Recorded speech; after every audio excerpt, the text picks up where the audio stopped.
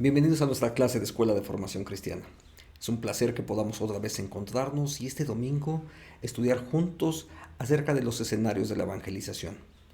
Este tema tiene relevancia porque efectivamente la evangelización ocurre en diferentes escenarios donde los elementos sociales, culturales o políticos, económicos están ocurriendo.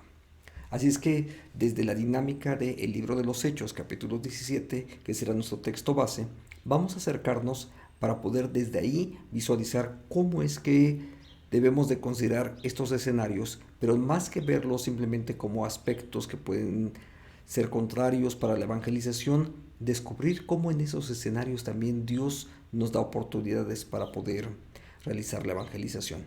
¿Qué te parece si ahora oramos, pedimos la guía de Dios y que sea Él el que nos muestre su proyecto para nosotros en este tiempo? Oremos. Dios, te damos gracias por tu bondad, por la misericordia. Gracias por mis hermanas y mis hermanos que hoy están acompañándonos en esta transmisión. Oramos para que la presencia de tu Espíritu, Señor, sea sobre sus vidas. Que tú seas el que hable a cada uno de nosotros y en los distintos espacios donde tú nos has colocado, desde ahí podamos responder a la palabra tuya. Te lo pedimos en el nombre de Jesús. Amén. Bien, gracias. Es un placer de verdad que nos estén acompañando en esta transmisión. ¿Y qué te parece si ahora vamos directamente a nuestro estudio bíblico? Entonces, vamos ahí directamente. Los escenarios de la evangelización. Cuando hablamos de los escenarios de la evangelización, ¿qué es lo que realmente estamos queriendo decir? Ahí es donde tenemos que empezar con unas palabras a modo de introducción, donde lo que hacemos es considerar en primera instancia la evangelización como una vocación a la que todos los discípulos hemos sido llamados. Entonces, dos preguntas que van a orientar nuestra dinámica son estas. ¿De qué manera la comunidad cristiana vive su fe? Cada comunidad, cada iglesia local tiene una forma peculiar de cómo están viviendo su fe, de cómo la desarrollan, de qué están haciendo ellos. Ahora, la siguiente pregunta es, ¿cómo vamos a convertir esos escenarios comunes en espacios para la evangelización? Porque las circunstancias ya están ahí, ya existen. Somos nosotros los que también somos llamados desde esta dinámica de ver la evangelización como el llamado que Dios ha hecho para nuestras propias vidas. Ahí es donde podemos aprender a ver cómo podemos ocupar esos escenarios como una forma de dónde vamos a realizar la evangelización, porque es la misión a la que fuimos llamados. Para ello, vamos a considerar en el libro de los Hechos nuestra lectura en el capítulo 17, del 16 al 34. Es un escenario conocido, es la predicación de Pablo en Atenas, y a partir de ello veamos cómo esos escenarios comunes pueden convertirse en escenarios para la evangelización. Mientras Pablo esperaba en Atenas, su espíritu se enardecía viendo la ciudad entregada a la idolatría.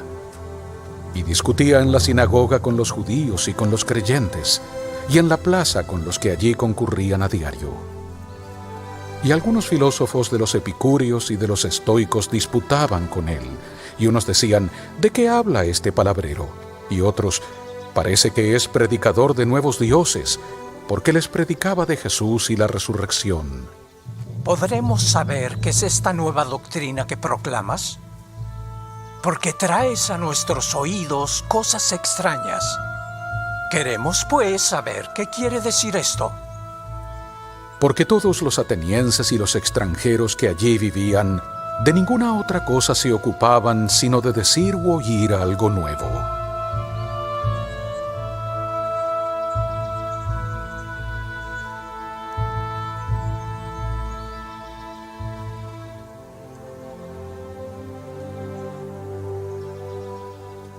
Varones atenienses, en todo observo que sois muy religiosos.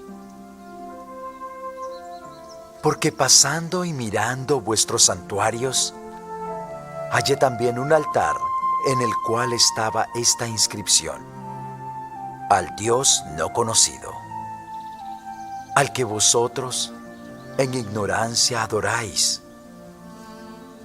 Él es a quien yo os anuncio. El Dios que hizo el mundo y todas las cosas que en él hay, siendo Señor del cielo y de la tierra, no habita en templos hechos por manos, ni es honrado por manos de hombres como si necesitara de algo, pues Él es quien da vida y aliento y todas las cosas, y de una sangre ha hecho todo el linaje de los hombres, para que habitasen sobre la faz de la tierra. Y les ha prefijado el orden de los tiempos y de los límites de la habitación de ellos, para que buscasen a Dios, si acaso, como si palparan, le hallasen, aunque no está lejos de cada uno de nosotros. Porque en Él vivimos y nos movemos y somos, como algunos de vuestros propios poetas dijeron, porque nosotros, linaje suyo somos. Siendo pues linaje del mismo Dios, no debemos pensar que la divinidad sea semejante a oro, o a plata, o a piedra, escultura de arte y de imaginación de hombres. Pero Dios, habiendo pasado por alto los tiempos de esta ignorancia, ahora manda a todos en todo lugar que se arrepientan, por cuanto ha establecido un día en el cual ha de juzgar al mundo con justicia, por aquel varón a quien ha designado, dando la plena seguridad a todo hombre,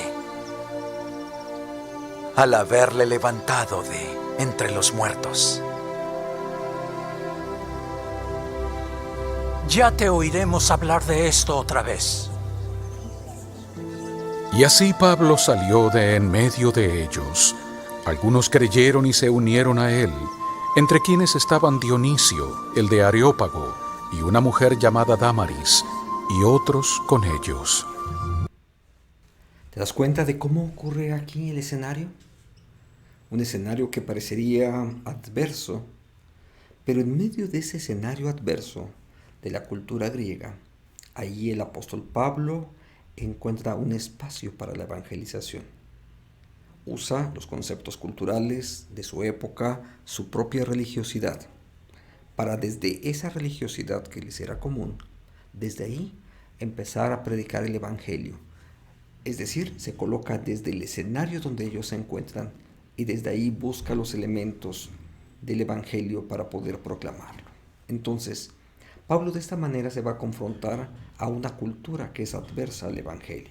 Esta cultura adversa al evangelio tiene muchas características. 6 de ellas están presentes en este mismo video que acabamos de ver. Por un lado, la idolatría. Había muchos dioses. Había un lugar que comúnmente recibía el nombre del Panteón, porque era el lugar donde estaban todos los dioses. Panteón significa eso, donde están todos los dioses. Y ahí es ese escenario donde él se encuentra incluso una inscripción dedicada al Dios no conocido. Entonces, la idolatría era común en aquella época. La filosofía, donde el saber, el conocimiento, la idea de descubrir formaba parte de su diario transitar en medio de la cultura griega. También al mismo tiempo esa misma filosofía generaba elementos relativistas. Por ejemplo, había epicúreos y había estoicos, con dos actitudes diametralmente opuestas, unas enfocadas al placer y otras enfocadas a la mente sana y el cuerpo sano. Son ambientes relativas donde ni siquiera uno es dominante, sino simplemente la gente podía escoger o alternar indistintamente entre uno y otro. Donde también había una actitud muy semejante tal vez a la cultura nuestra, donde lo nuevo, lo novedoso es lo que está llamando la atención, lo que está de moda simplemente, aquello que llama la atención pero que también al mismo tiempo es pasajero, y había una actitud de la cultura griega acerca de esto. También una sociedad que es incrédula, es decir, tiene muchos dioses, los adora, pero al mismo tiempo no es porque esté adorándolos, sino un poco en prevención. No vaya a ser que algunos de los dioses se nos enojen, mejor cumplimos con todos y al mismo tiempo con ninguno, porque no tienen fe en ninguno de esos dioses. Y quizás un asunto más. También ellos se vuelven burladores cuando escuchan ideas que no concuerdan con su propio pensamiento, que no concuerdan con sus propios intereses, simplemente se mofan, en este caso del apóstol Pablo, y más que de Pablo, se están mofando acerca del Evangelio. Ese es el escenario donde el apóstol Pablo encontró, que sin duda es adverso, pero que también tiene algo más. Este algo más es esto. Es cierto, la cultura griega fue famosa, es famosa por sus esculturas, por su filosofía, por la gran producción artística, matemática, etcétera, que llegó a generar. Y muchos filósofos griegos han formado parte de nuestros estudios todavía, la base de nuestros estudios occidentales, a partir de la filosofía, la trigonometría, etcétera. Tendríamos que hablar de Filón, de Pitágoras, etcétera, y cualquier cantidad de gente de habla griega. Así es que eran famosos por su cultura en aquella época, por supuesto, y hoy en día aún lo son. Pero también, con toda esa fama, con toda la cultura que generan, también hay una necesidad enorme de ellos. Ellos necesitan ser transformados por el Evangelio. Y ese es un escenario donde el apóstol Pablo lo ve y donde va a encontrar finalmente respuestas en algunos de ellos. Es una cultura donde la secularización propone que no se tome en cuenta a Dios. Y esto sigue estando presente hoy en día. Muchos de estos elementos están presentes en aquella época como en la nuestra, donde la propia secularización, donde la fe deja de ser importante, donde la cultura adquiere la mayor relevancia. Y piénsalo un momento, hoy en día, aquella cultura no es tan diferente a la nuestra. De hecho, es bastante semejante. Hay idolatría que es común en nosotros, es común en la sociedad donde nosotros nos desenvolvemos, donde la búsqueda de lo nuevo, de lo tecnológico, de todo aquello que está de moda y que dentro de 6 meses, dentro de 3 meses incluso pasará de moda y quizás nadie más se acuerde, todo eso también sigue estando presente. La cultura griega de aquella época, de una o de otra manera, es la base de la cultura occidental donde nosotros hoy en día nos desarrollamos, y por eso es que encontramos tantos parámetros tan comunes, algunas veces enfocados hacia el placer, mientras que otros encuentran en el deporte, en la arrogancia, etcétera, encuentran diferentes formas de cómo evadirse de su propio vínculo para con Dios, y sin embargo siguen necesitados del Evangelio, esa cultura de aquella época como la cultura de hoy en día. Entonces, la necesidad del Evangelio está presente en ellos. Si seguimos en nuestro estudio, vamos a considerar entonces 3 escenarios comunes. El primero de ellos tiene que ver con lo económico, y después veremos 2 escenarios más acerca de cómo estos escenarios es donde ahí necesita ser predicado el Evangelio. Vamos a considerar brevemente el escenario donde nosotros nos encontramos, donde los problemas económicos se hacen presentes, algunos de ellos debido a la migración, rupturas sociales, y que empiezan a generar más y más y más modificaciones dentro del esquema social donde nos desenvolvemos. Por ejemplo, la migración tiene que ver con el extranjero, con el campo y la ciudad.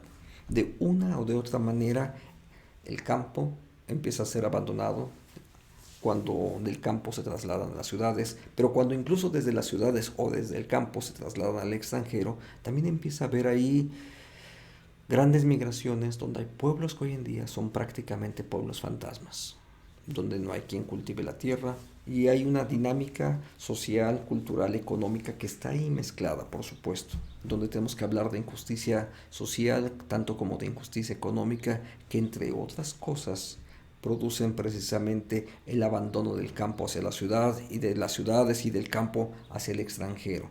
¿Por qué? En parte tiene que ver con que la gente ya no encuentra lo suficiente para su propia subsistencia. Más adelante veremos un gráfico que nos hablará un poco más acerca de el tratar de dimensionar el problema socioeconómico en México. Esas rupturas sociales también se ven en diversos niveles. Por un lado, en la familia, donde la tasa de divorcios sigue creciendo y creciendo y creciendo año con año, donde hay cada vez más familias que son abandonadas o donde incluso el concepto de familia se ha ido rompiendo y creando ya no solamente un modelo o un núcleo familiar, sino diversas formas o núcleos de cómo se entiende la familia. Y todo esto también tiene que ver también con la economía. Hay rupturas con la cultura, donde ya no hay una cultura hegemónica, sino se crean incluso muchísimos grupos tribales o culturales dentro de tribus urbanas, dentro de la misma ciudad.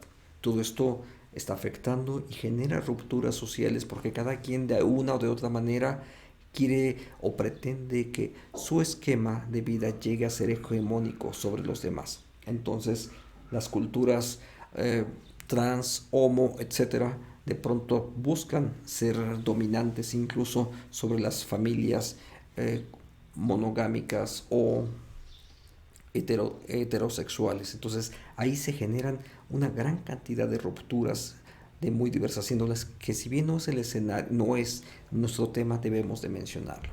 Ahora, también incluso a rupturas dentro de las iglesias, porque la diversidad religiosa, la movilidad social, los cambios económicos, sociales, culturales, también afectan la vida de las iglesias.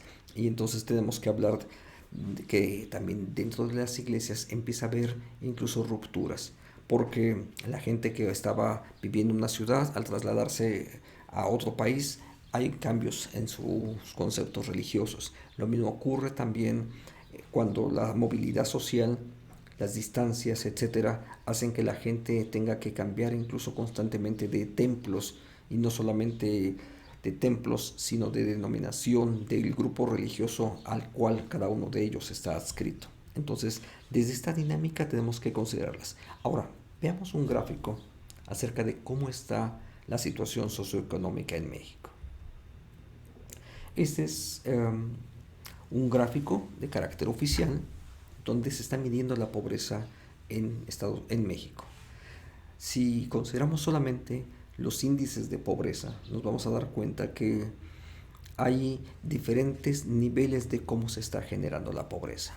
Actualmente, la situación de pobreza abarca aproximadamente 50 millones de personas. Sin embargo, ese es el análisis del 2018. Para el 2019 realmente había crecido. Y si podemos hablar de que después de la pandemia generada por el COVID, el índice de pobreza ha ido creciendo y haciéndose todavía más y más grande.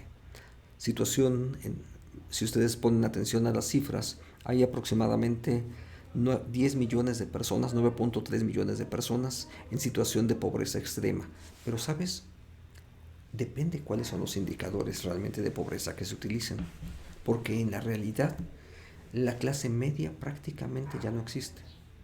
En uno de los estudios recientes que se han generado, de hecho en el transcurso de esta misma semana, se habló acerca de los índices de pobreza y qué es lo que realmente se debería de considerar como clase media. Realmente muchísimos de nosotros nos asumimos como gente de clase media cuando realmente no somos ni siquiera clase media. El hecho de que tengamos una computadora, acceso a cierta tecnología, no nos ubica realmente dentro de la clase media. Seguimos siendo pobres, aunque tenemos que hablar de que hay pobres, más pobres y gente en extrema pobreza. Entonces la pobreza se ha ido incrementando y probablemente va a incrementarse más en los siguientes espacios donde estaremos transitando, producto de la falta de empleos, la falta de oportunidades para muchas personas. Ahora, este ha sido nuestro primer escenario. ¿Qué es lo que tenemos que generar en medio de esto? En medio de esto, y una de las respuestas que la Iglesia hizo desde en aquella época, la podemos encontrar en el texto de Pablo a los Corintios. Había situaciones de pobreza que eran presentes, particularmente en Jerusalén, donde el hambre, la economía, las guerras, etcétera, empezaron a generar muchísima pobreza. ¿Cuál es la respuesta que genera la Iglesia en medio de ello? Veamos lo que dice Pablo a la Iglesia de Corinto. Hablando acerca de ellos, dice, sino que en ese tiempo la abundancia de ustedes supla con igualdad la escasez de ellos, para que la abundancia de ellos supla la necesidad de ustedes. De este modo habrá igualdad. ¿A qué está apuntando el apóstol Pablo y cómo es una respuesta en ese sentido para ese escenario de pobreza? Justamente hablando de generosidad, donde con una actitud generosa los que tenemos algunos recursos podemos compartir con los que menos tienen. Y es lo que la iglesia hizo. Y sin duda en este escenario no solamente presente, sino en el que está en transcurso, porque hay más pobreza que se está generando. En medio de ello, sin duda, el aprender a ser generosos de forma abierta, sin duda será un escenario muy importante para la evangelización. Y nosotros podemos aprovechar ese escenario siendo generosos con otras personas, no solamente para ayudar a la gente que es de la iglesia, sino también ayudar a otras personas que necesitan experimentar acerca del amor de Dios y que a través de actos generosos de parte nuestra, ellos también pueden experimentar así de la bondad y de la misericordia de nuestro Dios. Nuestro segundo escenario tiene que ver con la religión. La religión es un escenario también presente en nuestra sociedad. Existe un interés por explorar la espiritualidad. Como más de un investigador lo ha dicho, la reserva de fe del mundo se encuentra en América Latina. En Europa, en una sociedad donde la gente ni siquiera es creyente ya, contrasta enormemente con los pueblos en América Latina, donde el interés por lo religioso sigue estando presente. Ahora, si bien esto es un entorno de oportunidad, también debemos de considerar que la diversidad religiosa también está presente, porque no estamos hablando de un interés siempre genuino por la espiritualidad, ni una sola oferta acerca de ella, sino que hay una gran cantidad de espiritualidades que se han hecho presentes y que lamentablemente en más de una ocasión han estado marcadas por el individualismo, por el placer, el hedonismo, la búsqueda de las cosas que a mí me satisfagan, y si no lo encuentro en este grupo religioso, busco otro que de una o de otra manera satisfaga mis necesidades. También por el relativismo, donde de pronto la gente dice de una forma popular, todo es igual, todo conduce a Dios. Y no es cierto eso. Por más popular y por más común que sean las expresiones, sabemos que al final de cuentas no es lo mismo el Dios de los judíos que el Dios de los cristianos, o el Dios del Islam, o muchas otras vertientes religiosas, o el taoísmo, etcétera. Al final de cuentas no es lo mismo, porque solamente hay un Dios verdadero del cual las escrituras hablan. Así es que ese relativismo cultural se hace presente y tenemos que ver en este sentido qué oportunidades Dios nos ha presentado para poder compartir el Evangelio en este escenario. Ahora, el sincretismo también es bastante común en nuestra sociedad, donde juntas un poco de catolicismo, de religiones indígenas, etcétera, y se crea uno un poco una religión, diríamos que diseñada a la carta, donde cada quien va haciendo los componentes necesarios, los que cree convenientes para poder expresar su propia espiritualidad. ¿Qué ocurre con todas estas características de la religiosidad contemporánea? Por un lado, carente de compromisos, particularmente en lo ético-moral y en el sentido de comunidad, como que cada quien va a su templo a buscar su porción de bendición y puede salir del templo al mismo tiempo con la porción que cree ha recibido de bendición y continuar como si nada más hubiese ocurrido, sin ningún compromiso ni sentido de grupo, y por supuesto en muchos de los casos una espiritualidad ajena a los compromisos sociales, morales, económicos, éticos, no solamente del individuo sino también de la comunidad. Entonces, esto ha estado presente en la sociedad contemporánea. Así es que las expresiones religiosas se han vuelto difusas, proliferando experiencias de sectarización cargadas de manipulación. En medio de toda esta oferta religiosa que comúnmente existe y del mercado religioso, hablar de gracia, de bondad, hablar de misericordia, tienen un papel importantísimo. Así es que el Evangelio de gracia sin duda es una de las respuestas necesarias en medio de ese escenario de confusión religiosa que existe en medio de nuestra sociedad. También nuestro tercer escenario apunta a lo científico y tecnológico. En este renglón, la digitalización presente hoy en día, donde incluso nosotros mismos estamos siendo parte en esta mañana, representa retos y oportunidades que debemos de valorar. No es simplemente de agarrar y cerrar los ojos y decir no me interesa o no sé. La realidad es que la sociedad misma ya cambió y podemos optar, como algunos grupos, de simplemente aislarnos, agachar la cabeza y decir que no pasó nada. Sin embargo, la sociedad va a seguir caminando. Así es que debemos de ser conscientes, por un lado, tanto de las oportunidades como de los riesgos que aquí están ocurriendo. Déjame mencionar solamente un par de riesgos. Lo efímero, lo vano, lo trivial, que forma parte de ese escenario que nos genera la tecnología, donde pareciera que no hay nada que va a permanecer por mucho tiempo. Piensa incluso, por ejemplo, en algunos de los casos. Un aparato telefónico que normalmente usamos, constantemente lo tienes que estar cambiando. Antiguamente la gente compraba un auto, por ejemplo, para vivir 20 años. Y tenía 20 años el mismo auto. Era el auto de la familia y todo el mundo tenía ese auto, particularmente entre la gente de clase media y media baja. Entonces era el auto para la familia. Usábamos el mismo teléfono todos, no había ningún problema. Entonces, incluso a veces en familias numerosas teníamos que hacer turnos para poder contestar una llamada telefónica y teníamos que esperar a que mi papá desocupara su teléfono para poder entonces yo hacer una llamada o recibir una de ellas. Entonces, eso era común. Hoy en día cada quien tiene su propio teléfono, su propia televisión y ese individualismo sigue creciendo. La tecnología también entonces nos genera muchísimos contenidos, pero muchísimos de esos contenidos que están en los medios de difusión, particularmente electrónicos y de todo tipo al final de cuentas, son vanos y triviales. Así es que cualquier cantidad de youtubers que hoy en día pululamos por todos lados, al final de cuentas muchos de sus contenidos tienen que ver con trivialidades y con cosas que realmente no edifican ni van a edificar a nadie.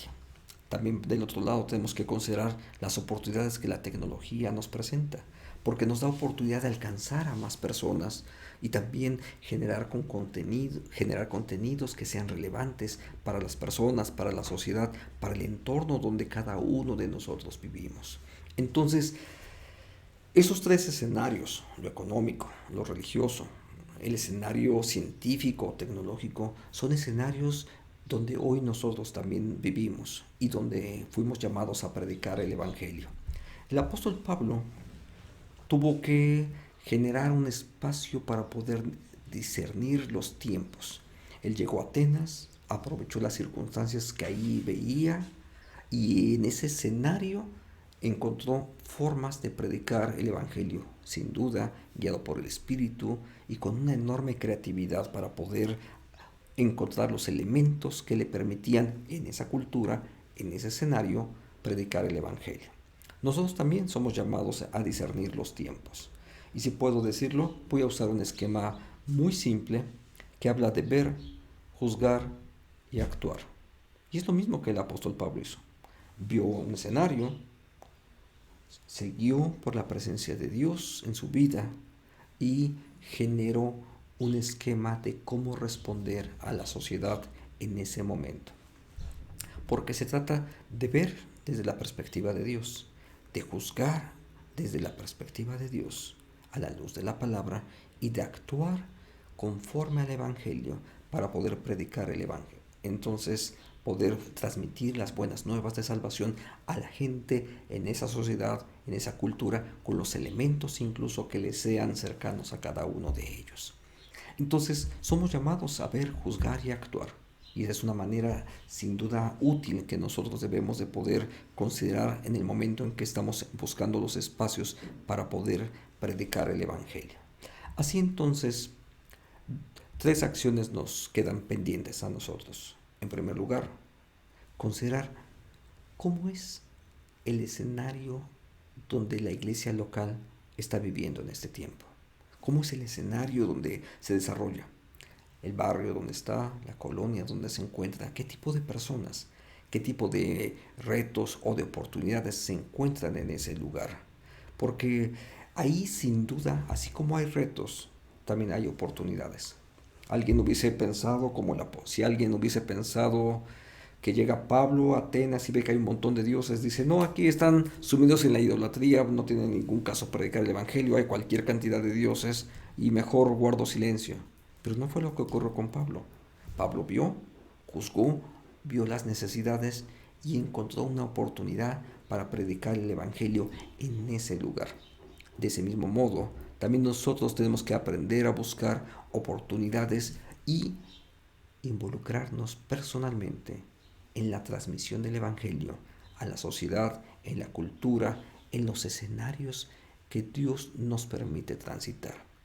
Y que Dios use nuestra vida entonces para que la predicación del evangelio, en donde estemos, en cualquier lugar, ahí Dios nos permita discernir los tiempos, discernir las acciones y con la guía del Espíritu, con la guía de la palabra, encontrar un espacio adecuado para poder predicar el evangelio en ese escenario donde Dios nos ha colocado en este tiempo.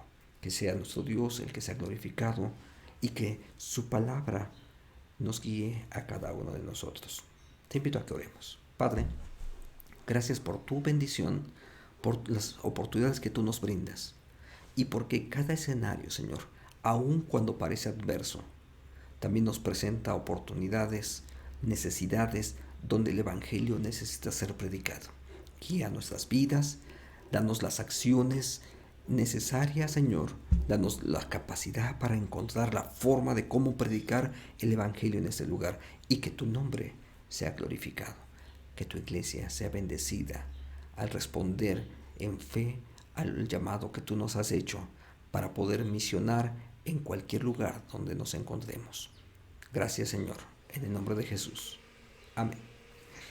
Bien, gracias por acompañarnos durante este estudio y si Dios nos lo permite, les invitamos a que la próxima semana nos veamos nuevamente para ver el tema del siguiente domingo, el cual será la predicación en la iglesia primitiva. Estoy seguro de que no es una clase de historia, sino que sin duda ahí tomaremos algunas lecciones que serán útiles para nuestra práctica cotidiana. Porque cuando hablamos de la iglesia primitiva, estamos hablando de cómo la iglesia en la cual el Nuevo Testamento surge, cómo es que ellos lo hicieron, y sin duda será de bendición para nosotros. Que Dios te bendiga. Si Dios nos da gracia, nos vemos por aquí la próxima semana. Amén.